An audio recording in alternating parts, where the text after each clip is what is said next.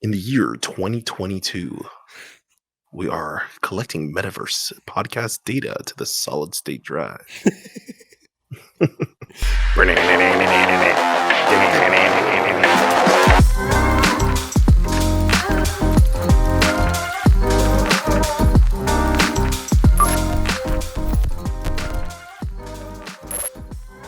Hi, everyone, and welcome to Hiatus TV, a podcast where we're going to be talking about all the kind of stuff in the world and the metaverse and NFTs and anime and movies and everything that's cool. I'm your host. Yeah, I'm your host, Syson, and this is my co-host, Kago. What up? Yo. Doing good? I'm doing great. Man? How are you doing? My week, it's been good, you know, just chilling, getting a lot of stuff done, exploring the office space, enjoying the studio. It's nice. Yeah. It's a good week. It's been pretty chill. Same, man. What about you? I've just been working on this and working, and trying to get over this nasty cough that will not go disgusting. away. It won't go away. And trust me, I know. I keep hearing it. I know, sorry. Dude, so I had a bunch of stuff lined up to talk about because there's so much news going out about obviously the metaverse and stuff. Did you hear about Disney's metaverse? Oh no, I need to hear about what the mouse is doing. What is this? So Bob, whatever his name is, it's not Bob Iger. It was a different Bob. Because Bob Iger was CEO. I think that it was Bob Iger. I could be wrong, but anyway, this one guy was saying that like they just filed a patent to where they're gonna make their theme park like an AR metaverse experience. Oh, that's sick. So like, it's like more complicated than that, but that was like part of it. And they basically were saying like, Disney's always used technology in like they use animatronics in ways that even like Boston Dynamics didn't at the beginning. Yeah, like they really like their Imagineers really set the bar for like robotics and stuff. So they've always used tech to kind of push forward entertainment and stuff. And that's basically what he said. He's like, we've always done that. So he's like, why would we not use virtual reality and like this metaverse and NFTs and stuff to capitalize on that? So I'm actually like Disney's whatever big company aside, what they've done with technology in the past, I'm super fucking excited to see what they do with it. Yeah. So that's awesome. It's true. Like they would be the first people to adopt something like that. I mean, I even remember. No, they weren't the ones who did that. Who did the hologram concerts? You remember that was a thing when people were like doing hologram stuff? Oh yeah, like it was very like Hatsune Miku. Hatsune Miku. Yeah, yep. And they had like Michael Jackson, Tupac concerts, all that stuff. Yeah. That was like a little like fad for a bit. It was like 1 year where they're just doing a bunch of this hologram stuff. I don't know what happened to that. I don't know if anyone knows anything about hologram technology. Yeah, I'm not sure who did that. We'll have to look it up. I don't know. It might have been Disney. I wouldn't doubt it. Someone at Disney was part of that. Because they have like these water holograms at their shows where they like spray water and then they project light onto that water and it creates the illusion of I mean, it's nice because like you're essentially just finding a reflective 3D object that you can just display light onto, so that you can just. Oh, that's pretty cool. That's a smart way to use that. Yeah, so I wouldn't doubt it if Disney was involved with that, but I don't know if they were, because you would imagine they would have done something with that at their parks. Yeah. But anyway, yeah, Disney's jumping in the metaverse space, which is kind of crazy. You know what Disney's not doing? Forcing James Cameron to hurry up with the new Avatar movie. Exactly. That's what they're not doing. Jeez. Yeah. How long is it taking that man? I think for we're Avatar getting 2? Was it 20? Isn't it this year? I don't know. I think it's this year. I have no idea. I've lost all interest. Yeah. I mean, because they have their own park at Disney World. That's what made me think of it. Yeah, because I know they have that whole little park. The animatronic is crazy. It's so fluid. It's creepy. It's like, what do they call it? Uncanny Valley. It is so Uncanny Valley. And you're like this, like you're like, the distance between you and me is like how close you are to it, and it's like incredibly realistic. Oh no! Anytime you do anything that's like robotics and the motion's fluid, it freaks people out. It makes people actually uncomfortable. Like I know, that was the whole thing. Like with with Boston Dynamics, with a lot of like the robots and stuff that they work with, they know that like the joint movement, if it's too fluid, it is weird for people. Like even with like the Spot, like their robot dog, it's like, oh, dude. Yeah. No, I was just go ahead, finish your thought, but I have something to say about the Spot.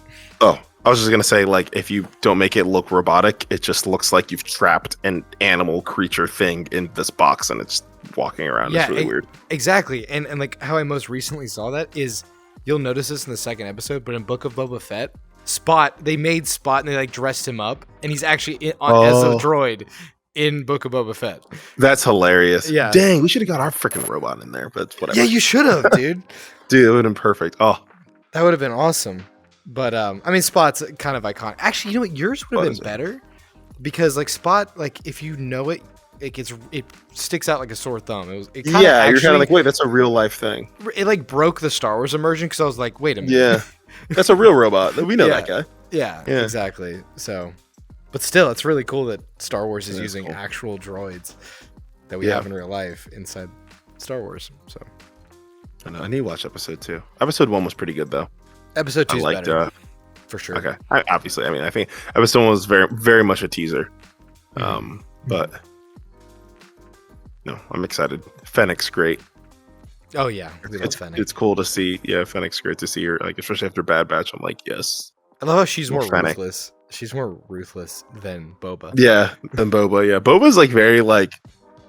Yeah, it's like he's like, no, like me being a jerk is what kind of like got me in this situation in the first place. Let me just try to be a different person this time around. Like now that I have a new lease on life. So what you learn in the second episode is there's more of a reason why he's kind of like that. And it was the time in between him getting out. Well, spoiler alert, of him getting out of the pit and then everything that transpired before Mando. Because that's like actually like a significant amount of time, obviously. There's a big amount of time, yeah. Because it's like from him doing what he's doing to then the fall of the Empire plus some years. Yeah, exactly. Yeah. So yeah, I think that we're basically what I think the show's going to be is a back and forth of the past and the present, and it's going to be like that for the entire series. So leading up to the present. So anyway, check it out. I don't know. This is really interesting. It's really cool exploring this character because he's like famous and and everyone's wanted this, right? For the longest. Right. Like I know people probably would have wanted him more like in his prime, quote unquote, like, but in shape. It's still cool. Yeah, in shape. But it's still pretty cool to see him just in general. Like if you asked me 5 years ago if we're gonna get a Boba Fett show, I'd be like, how? Who? Yeah. Where? Why? What studio? HBO's not going to do that. Yeah, exactly. Yeah, I would make no way.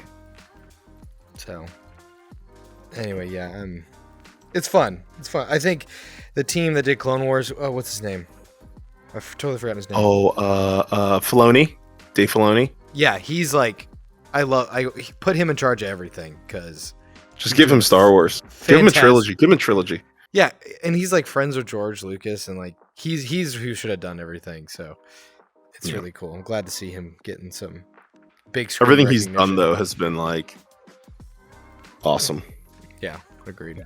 Like I like Bad Batch. I was kind of like, I was a little indifferent when I saw the trailers and stuff. I was like, I mean, it's just another season of Clone Wars. Then I watched it. I was like, oh, this is good. It's actually refreshing. It's unique. Yeah. Like the only thing that's the same is the animation.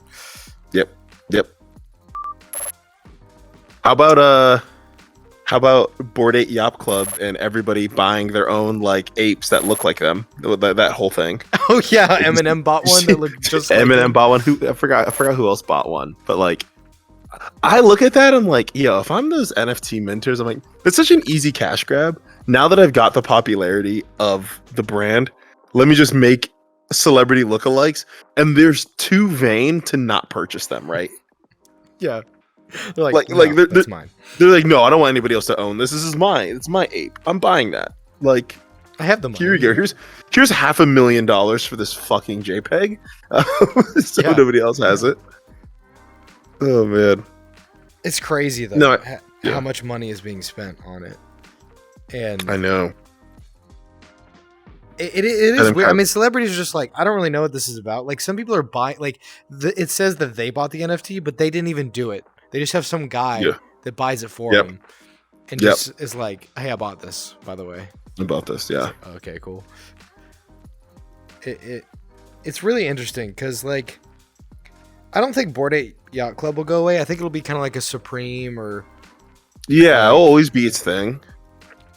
something that, like, if you're gonna talk like hype, like Supreme or like, oh my god, Bathing Ape. Like, it's very reminiscent of Bathing Ape because it's an ape. Mm-hmm. You know, it's just something that's like hype. It's not like, I don't know. It's not a good comparison because it's like that's like a consumer product. Maybe something. Yeah. Maybe like a Banksy art piece. Like, it's like pretty like street art, not like super high end, but it's something that everybody wants, and it'll stick around as like an exclusive NFT like history thing.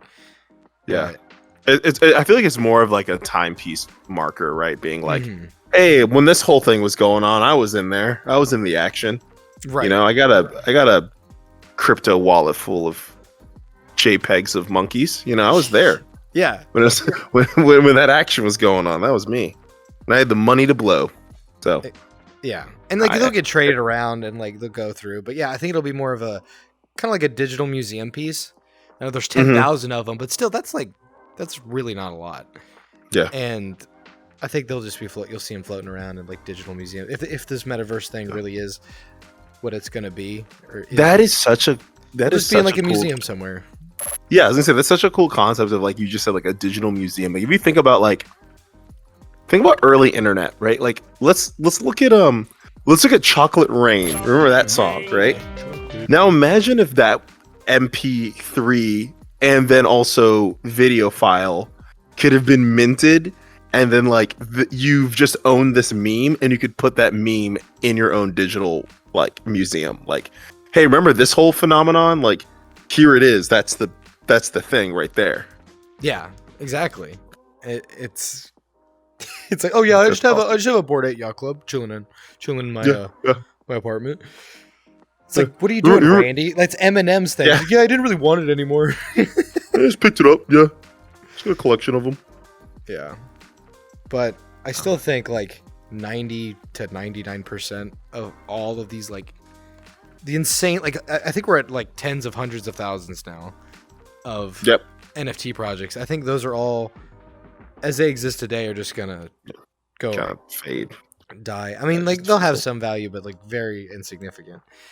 And and I've told you this before a million times. It's like the NFT technology is what's really compelling, not so much these JPEGs that everyone's buying. Yeah, like the ability to like mint unique properties on the internet or just digitally, because like that just solves the whole like, yeah, this is cool and all, but why don't I just like copy or like save image and then like I have it, I don't care. Like that's a cool like wallpaper, yoink. Like now you can actually be like, well, now I have the actual one of one thing, the main thing. It's like, and like, NFTs are obviously awesome for digital goods, like a digital house, like maybe the studio has a NFT deed or title that says, hey, you own the studio, and you know someone's made it, and it's like, hey, these are all the things that belong to the studio, and I'm going to give you that, and you can come in and move in and do whatever you want with it, and that's cool.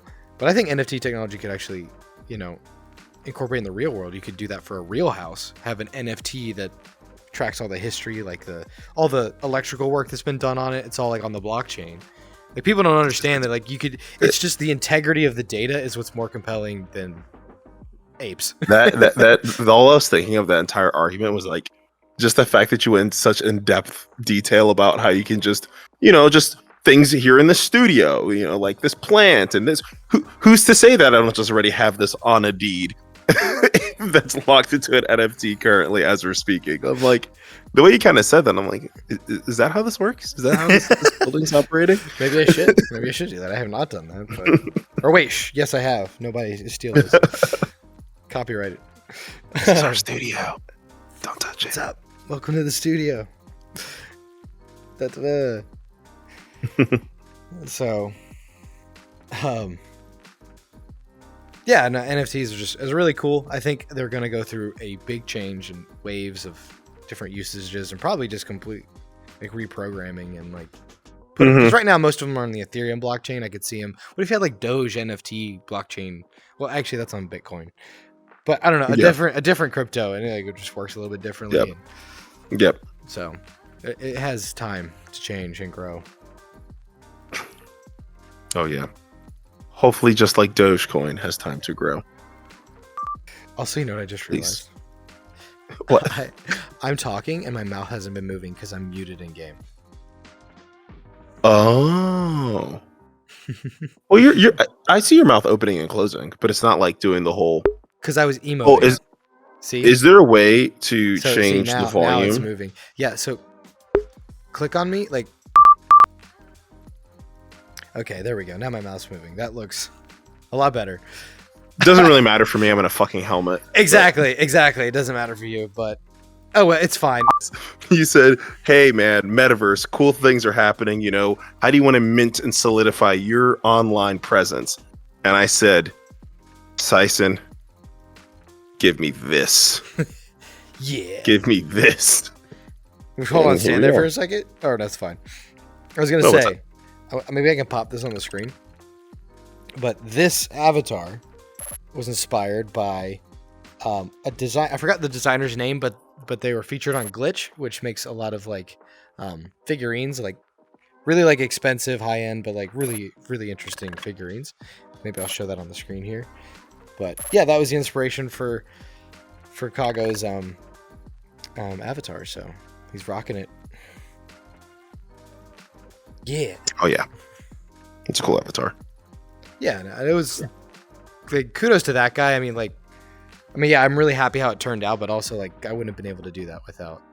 Yeah, him. Plus the helmet. The helmet was actually. I'll link that, but the helmet was actually from a guy on Sketchfab. I was just looking for a really simple helmet that was kind of like generic, because that's not quite the exact Age Gundam. But anyway, I'll link him too. But he's the one who did the helmet. But everything else was in VRChat Studio. Yeah. Anyway, boring avatar creator jargon. So, NFTs and Disney and the Metaverse. So much is going around in that space. I followed a recent Instagram profile. I need to send this to you. It's just called Metaverse, and it's it's like hypebeast equivalent like style news. Are we on it yet? Yeah, exactly. We gotta get on that. Gotta get on it. Shout us out. Give us a follow right here. Oh, I took yours. Whoops. Whoa. Yoink. What are you, a Jedi? Yeah, I know. There you go. So. No, I know. I need to find I know Twitter's deep in the Metaverse. Yeah, I feel like that's like the I feel like Twitter's the hot spot though. Oh yeah, for sure. IG's kind of just like, here's a cool post or a cool repost of something, but like I feel like it's funny now. I was telling my parents, right? I was talking to them, and they were like, "How do you like find the news so quickly? Like, how are you always on top of things?" I'm like, guys, like Twitter first, always. If you guys want good news, go to Twitter. Go to Twitter. It's always like 2 hours early. Yeah, it really People is. are live tweeting. Live tweeting as like chaos is happening. Like news comes from some random guy at some company tweeted. Like that was where this news article or the news. Yeah, I mean, like anytime you hear a breaking story, it's from a local newspaper, from like on the ground journalists and reporters who then create that story, put it in a local newspaper that gets buzz into a bigger newspaper, that then finally gets enough buzz and traction to go to like cable news. Cable news isn't actually on the grounds in a car driving around finding news stories. They don't do that. They creep on Twitter. They essentially do what we do, what we're doing right now, where we're just regurgitating things we read on the internet. Exactly. With our own opinions. Yeah. We are cable news. We are cable news. Hiatus TV, the new cable. Yes. CNN, Fox News, MSNBC, take your pick. We're all of those. We're all of those. That's why all the different colors. I don't know. Yes. But what was I gonna say about Twitter? And on that Instagram page. But yeah, I follow a lot of Metaverse stuff on Twitter. I actually just followed this guy that's trying to make this modular VR controller. So it's like you can bend the angles. Thrill Seeker. Shout out to Thrill Seeker. He's like with one of the big VR YouTube guys. Oh yeah, I've seen his stuff. Okay, cool. He's the one with the omnidirectional pads and everything. Yeah, and he's got everything, man. He is everything. He is everything. Yeah. He's the dude. Yeah, he was talking about this customizable VR controllers that you can like bend the angles and like maybe your joystick gets adrift, you can just swap the joystick. Like it was a way to basically like, because VR you're using the stuff a lot. You're like putting a lot of like wear and tear on it because you're hitting it and you're there's so many different things. This thing so many times. Exactly. So the idea was that you would have this modular system that you could upgrade and also just like keep it for longer. But anyway, point of that story is like Thrillseeker shouted out that guy on Twitter, and then this whole other conversation on Twitter happened about like modular like everything, and it's just funny how a quick shout out on YouTube just triggered it because he only had like 500 followers on Twitter. Now he probably has like 2,000, and that's awesome. It just started a whole different conversation. It's just funny how the domino effect of YouTube shout outs. I mean, no, I think it's just like, especially too, it's like you said, like that's a cool thing about Twitter, like which I feel like doesn't have on Instagram, is that like you can jump into a conversation and then like add input into the conversation, and then like you can continue the conversation elsewhere. Instagram is like, what are you gonna do? Like just like have like a frenzy out in the comments below somebody's post? Like nobody's reading that. Like yeah, I know. Also, that's not comments, right? And Instagram is mostly pictures, so you have to like go dig for the conversation. Yeah, you have to dig. Like there's no like discourse that's happening. For sure. And then like the ultimate discourse is obviously Reddit. That's where you have full combos. Honestly, where a lot of discourse is in Discord. It's its own Twitter. Yes. It is its own realm. I know. Oh, we get a little Discord as well. Oh, we do have a shameless Discord. plug. Shout out to the Discord somewhere here, maybe up here. I don't know. We'll pick one. Maybe I'll have it follow my hand. I don't know. We'll figure it out. It'll be somewhere. But oh yeah, also follow me on Twitter and see my retweets and stuff. I'll put that here. Yeah. And so you can see all his weeby retweets. Well, hey, I got another Weeb account. No one's ever gonna find that. okay, good. Is it? And Kago shouted out here. Wait, do you have? Yeah, you made a new one. Yeah, I've made one. Boom. Kago. Right over my nice crested Gundam head. It would be beautiful. Twitter right here. So, yeah, but yeah. Anyway, back to Discord. Yeah, dude, it's kind of crazy. I linked it in our private Discord, our Discord channel, about this guy it was the story of Discord and like how it all came to be. I'm not gonna wrap up the story, but you'll have to watch it sometime. But the guy who makes Discord is awesome, and like the explosion of Discord in the last 2 years is wild. Like what's funny is Slack has like 3 times the amount of budget. No, like 4 times the amount of budget as Discord, but Discord still has more users. It's awesome. I mean, like I know people who aren't even gamers really per se who like join Discord servers because like you said, it's become its own social media at this point where it's like, I have an interest, let me jump on a Discord. It's like, remember Clubhouse? What Clubhouse was trying to do? Where like you can join, but it's like, why do Clubhouse when Discord is essentially Clubhouse with Reddit as well? Like it's like everything all at once. Well, and they also have their own Clubhouse where they have a stage, and only the person on stage is in control of the conversation. So it is Clubhouse. Yeah. So no, that's awesome. I know. It was. I'll have to link you the video, and I wish I had paid more attention. I could talk about it more here, but yeah, you'll just have to watch it. It's really, really cool, really interesting. I like. We'll go into depth on that on another day. Because the reason I want to is the guy's attitude and the team's attitude behind Discord. I want to carry that over. I want someone else or us to carry that over to the VR space. And I'm also going to put this down. Yeah. Let me not be rude, on my phone all the time. Somebody's talking. I know, yeah. It's just I kept every time I like squeeze my triggers, it was like coming close to me. Anyway, yeah, I just really want that attitude that he was talking about in the video, because I feel like the metaverse is gonna need it. with all of the corporate bullshit that we're gonna get. Oh flooded yeah, into it. Like it's already happening. Oh yeah. I mean, look at Decentraland, and you just have a bunch of corporations just buying up stuff there, and like, it's like I mean, great for the company, right? Great for all these kind of like VR world companies that are like doing this and like creating all this stuff. Like they're obviously making money, and good, more money the better. They can make more products, etc. But now I'm like, if you're just letting these companies just buy stuff, like, are we now just getting ads in our game? Or ads in like just the world that we're in. Like, I mean, granted, right? I'm saying this, and like obviously I understand it's the irony that like this happens in real life. So like, duh. But just that it's happening now in VR, I'm kind of like, what is this? Why am I looking at like a Samsung park? Yeah, whatever. Yeah, that clothing store they did. Yeah, exactly. Mm-hmm. It's like. Yeah, I don't know. It's what was that scene in Ready Player One? We can he's like, we can cover 80% of the player's screen space before inducing seizures, or something like that. I think that's what the quote was. Yeah, it's like before the metaverse has even started, it's already like, how can we capitalize on advertising?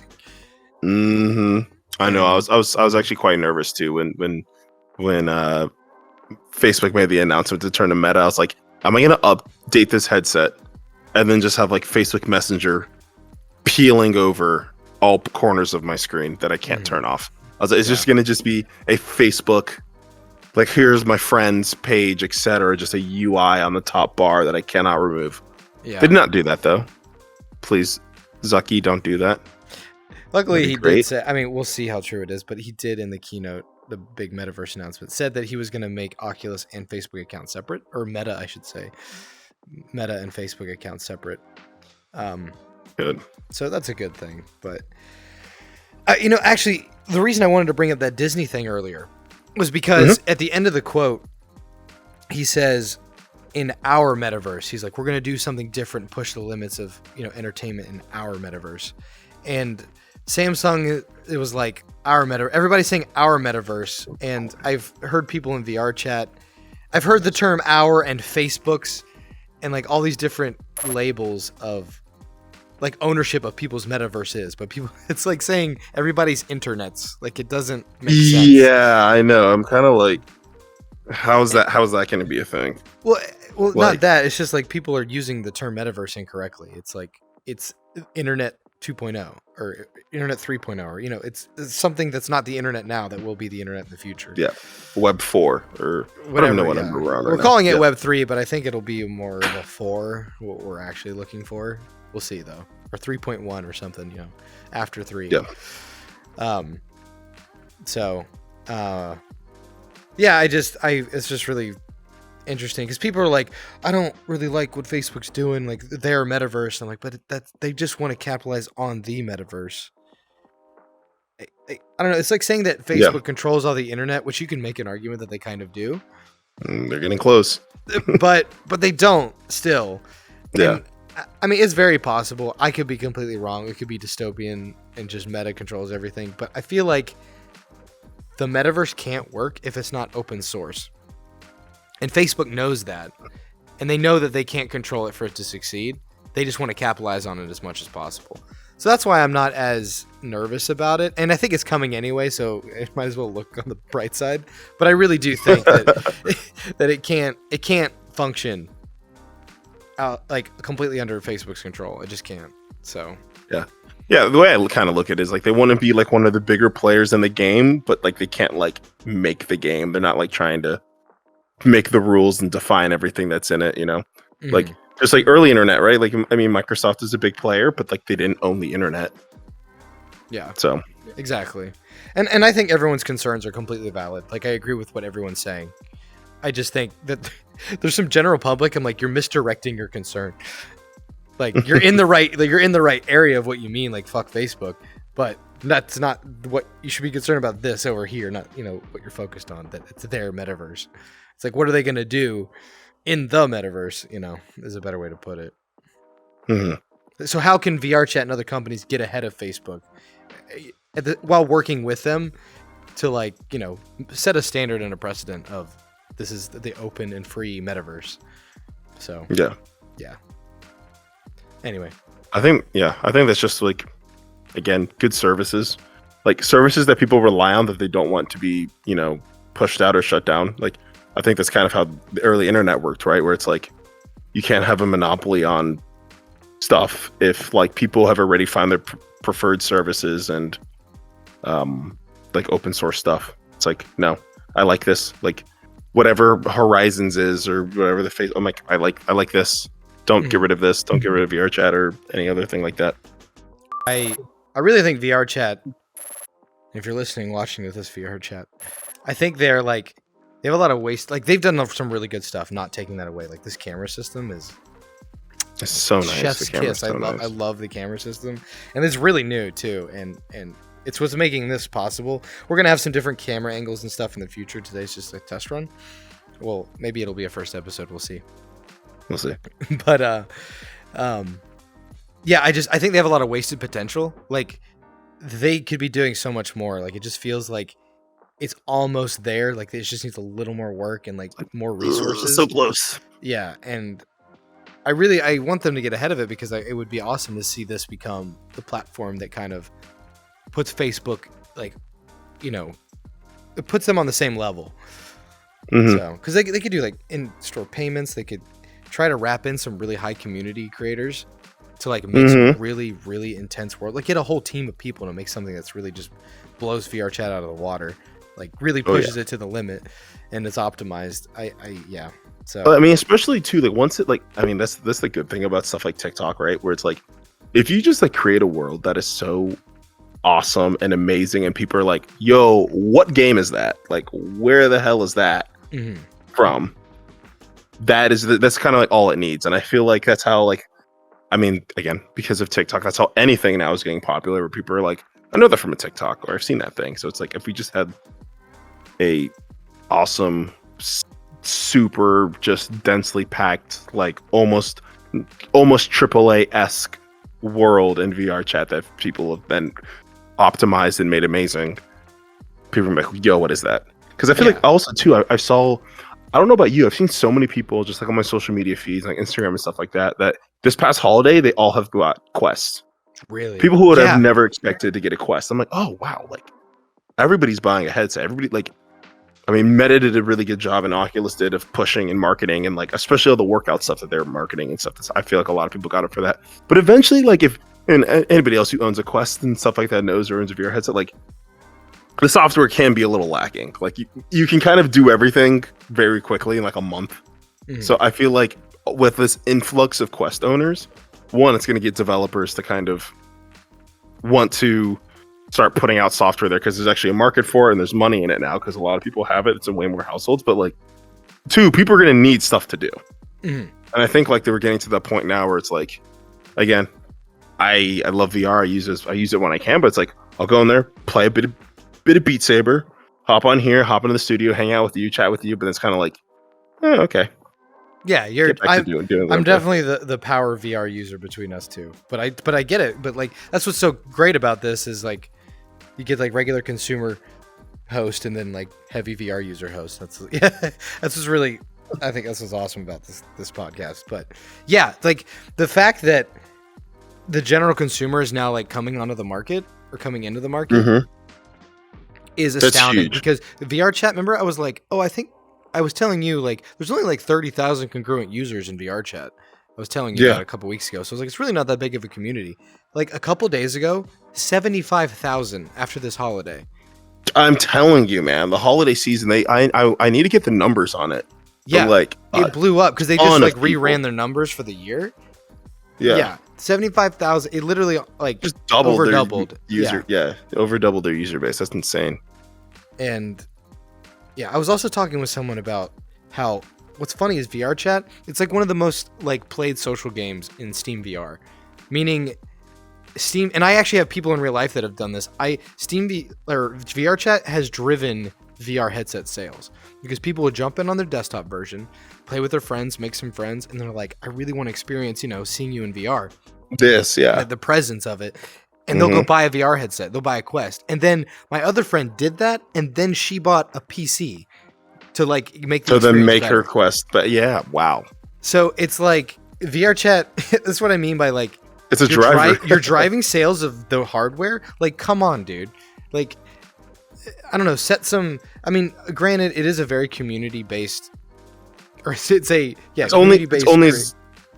Creator-based community, excuse me, that's what I was trying to say. So a lot of it, like the optimization is up to the player or the creator, but I still feel like VRChat could make, they could get involved more to like make it more populist, like general populist, like friendly. Yeah, because something like this is only as good as its community, right? So like community building, community building for something like this is way more important than like even feature building, like or anything. Yeah, because like the community, like that's why people play. Like you can have really janky like performance optimization, all sorts of things, but like if the community's fun, people sit through it because like that's the point. So I think like they just need to focus on the community building. And I mean, again, we're saying this, but they clearly have because they've doubled their user base. Whether that's through them or just like a lot of people getting Quest, whatever. I mean, but they've done enough to have people compelled to download VRChat on their headsets and play. So yeah. Kudos to them. But it's just like, I really hate to say this. Some people who are really into VRChat, if they're ever watching this, like what I'm suggesting would kind of taint the community, right? Because you'd be bringing in Chads, you know, and like Karens and stuff like that. The normies, yeah, that's a better way to put it. But I think it's really important.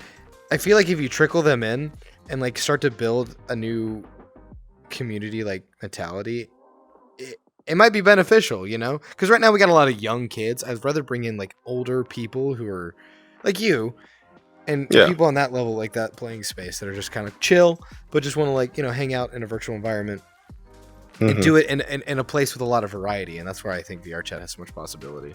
So yeah, like I think VRChat needs to like advertise outside of the anime community. Like, let's be honest, like the anime girls, and they're trying to slowly do that. Now it's a cat instead of an anime girl for their mascot. Yeah, anime girl, yeah. But it's still like, I don't know. I kind of really want them to. It is funny too, like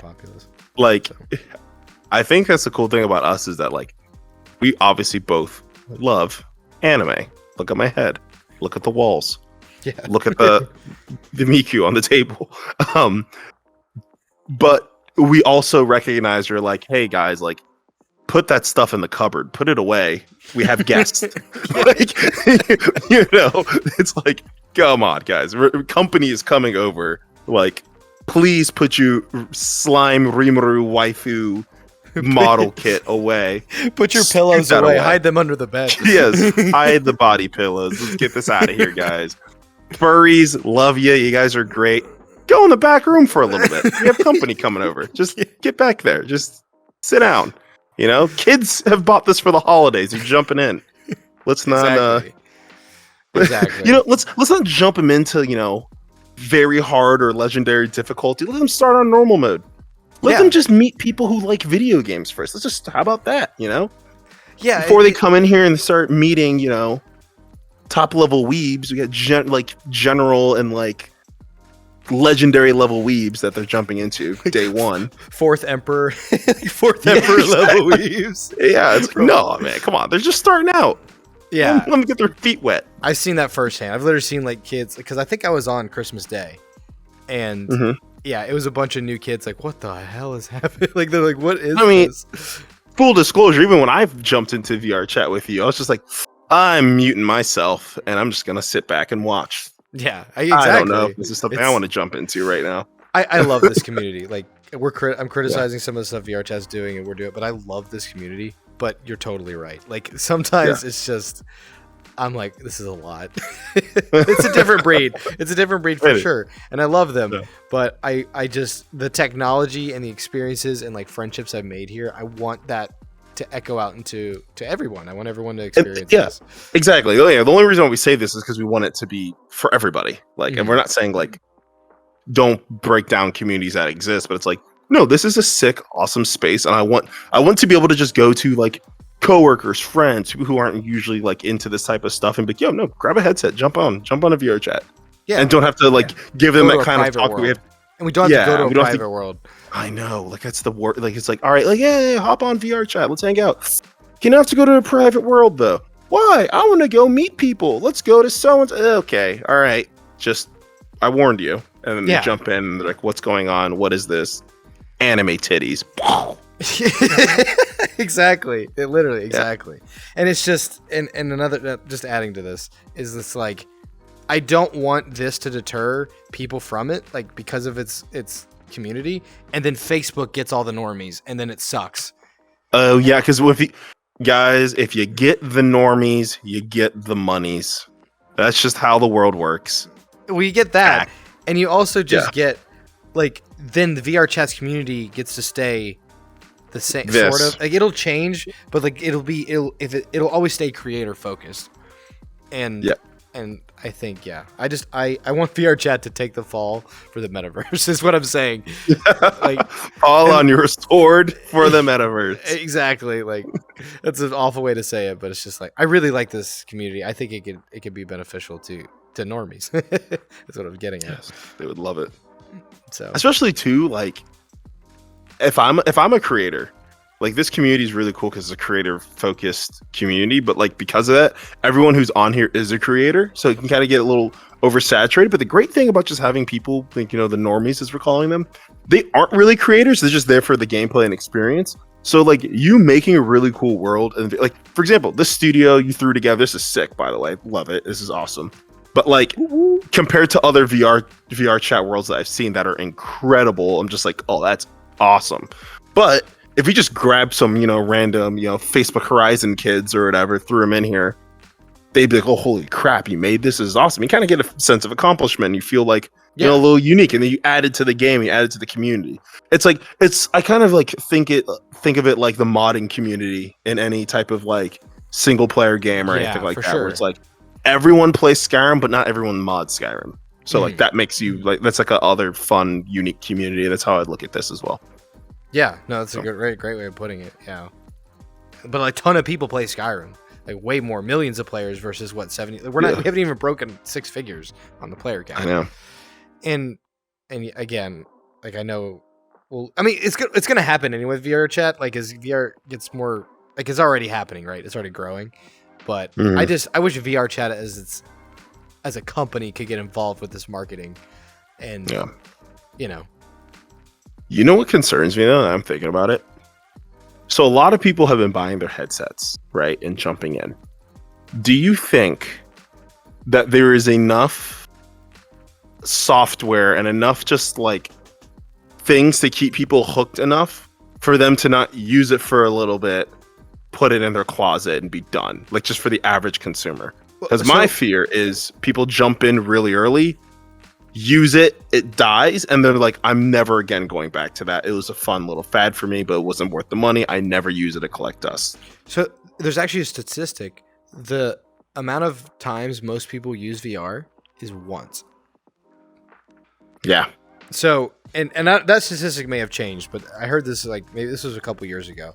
It might have been recently. I don't know. I have to double check. But either way, that was a statistic at one time.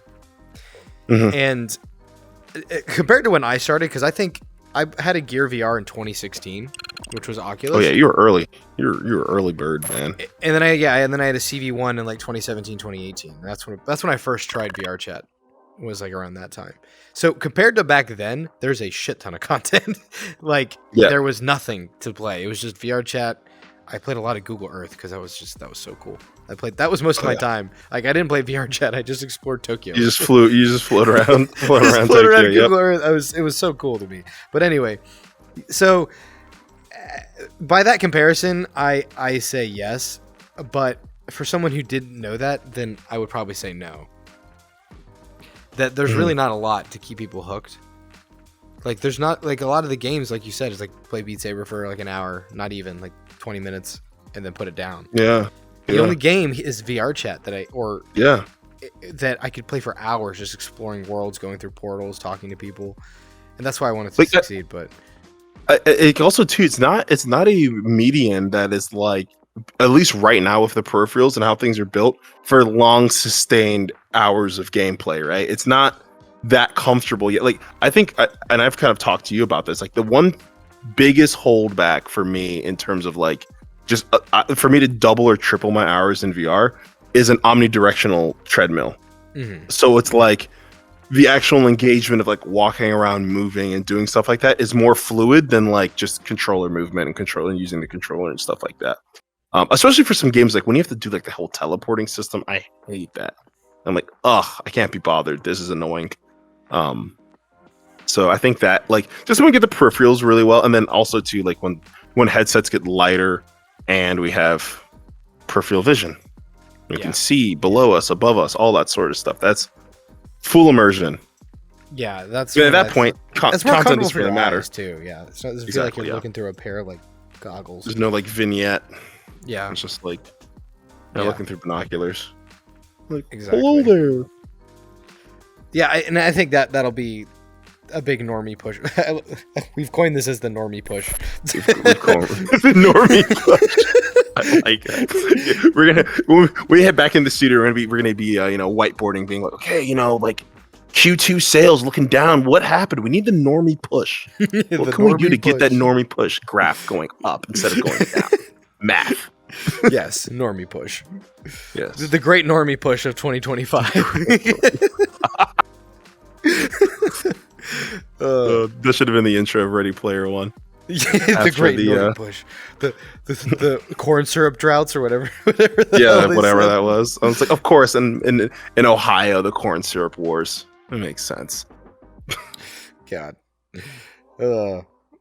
But yeah, I agree. Like comfort wise, yeah, for the normie push, you need just something that you can wear for like 2 or 3 hours at a time. I mean, I can do it easily because I'm not a normie.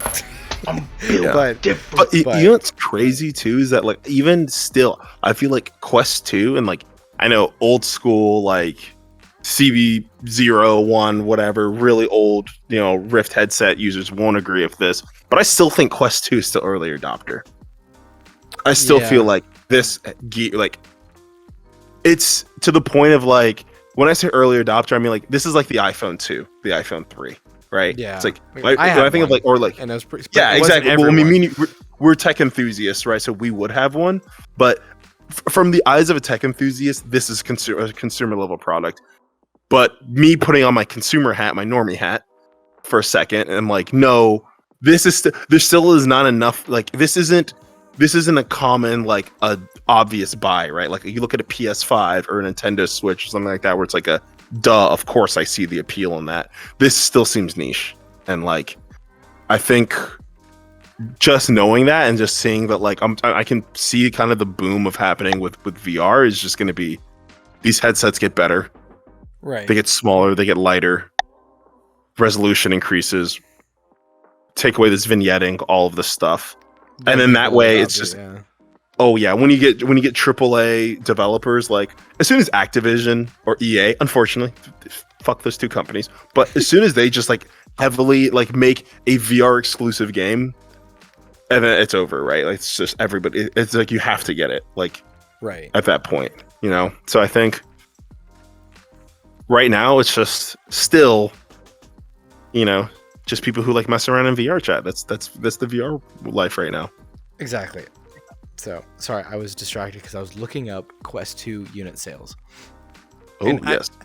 I still agree with you. It is still kind of early adopter, but I want you to throw a number out there about how many units you think they've sold. Oh crap! I have no idea. I'm like, Hold on. Let me. Let's do this instead of putting you on the spot like that. Let's look up iPhone 3 sales. Okay. iPhone 3G. Okay. Because the 3G was what I had, and that's when like, and I may sound like an idiot once I look this up. Okay, so according to this, it was about 17 million units. That might be off, but so iPhone 3G was 17 million units. How many units do you think Quest 2 has sold, or Meta has sold of Quest 2? 8, maybe 9 million. 10 million. Holy wow! 10 million units, dude. Wow, that's crazy. So I agree. It kind of aligns with the early adopter, but that's still an insane number. That is an insane number for something like this. It's like, dang, 10 million. You hear that, VRChat? 10 million units get 72,000 users. That's what I'm saying. That's what I'm saying. You can't get 10% user base. You can't hit a mill. Where are we at? Point.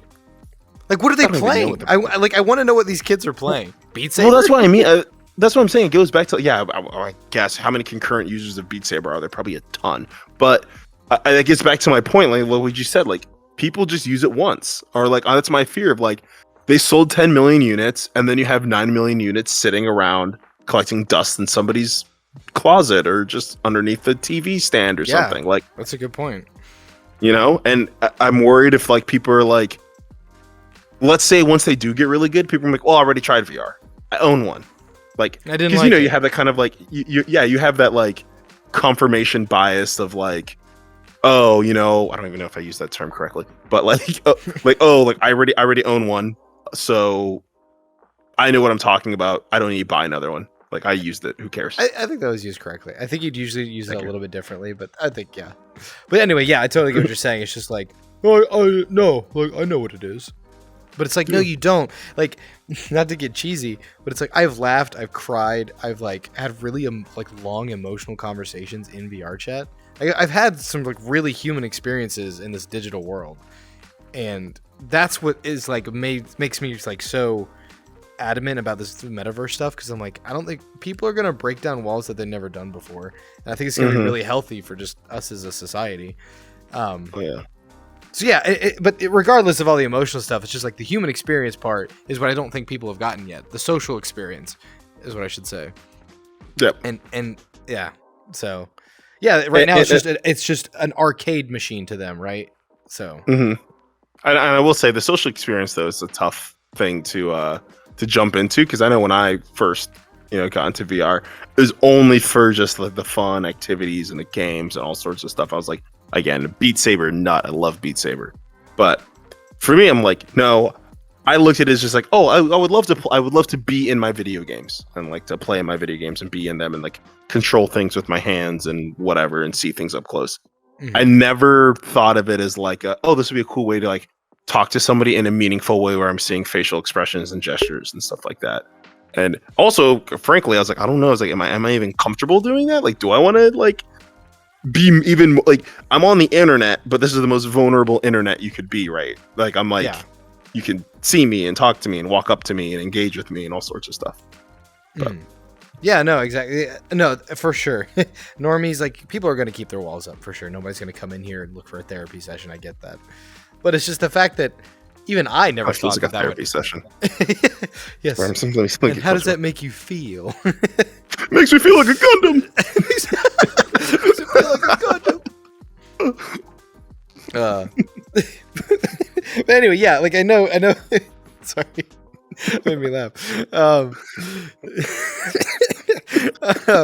Fuck. Yeah, we're not looking for a therapy session, but like I never thought that I would do that. I was just like, let's goof around, dick around in like a stupid internet game, like whatever. But then I was like, oh shit, like these people have like told me about their lives and like their traumas, and it's just like, wow, they're real people. Yeah, exactly. This ain't a Call of Duty lobby. Those aren't real people. This is real people. Those are robots. Those aren't real people. Yeah. So, yeah, no, it was just, and it was like, even if you don't ever do that ever in VRChat in your life, you never have a really meaningful conversation. It's just like the real like experiences you have with people, like laughing so hard your sides hurt kind of stuff. Like that's what I think. And just having something in common, like, yeah, like you and me are obviously friends. I have I have things in common with people that I know in real life. But there's just like an extra layer to it that you never thought you would find, that you find in VR, and in a world that you have similar interests. So I don't know. And I like how you brought a good point too. It's something I didn't think about. I do some of the funny, hilarious moments. Like you talked about, like just laughing until your sides hurt. When we're playing mini golf, like. Yeah, you really don't. Yeah. I'm just like, okay, like playing. If we're playing mini golf, like if we're playing like Wii Sports or anything like that, it's like any of those movement type of games. It's a fun experience, and like multiplayer games already have a fun experience. But for some reason, in the mini golf thing, just because it's in VR and I can see your head motions and your frustration. It is so funny. when I actually see you get a double bogey, it's like, no, I just watched you get a double bogey. You're trash. You should hang your head in shame. You put your freaking head. Don't swing your club at me because you're trash at this hole. That's not my problem. We were laughing so hard. Oh my gosh. Exactly. It's just Great like game. those things, I think, is what is going to make the metaverse like special, without, for lack of a better term. Yeah. So I think it is special, Syson. I think it is special. ooh, yeah. Yes, Kago. Special.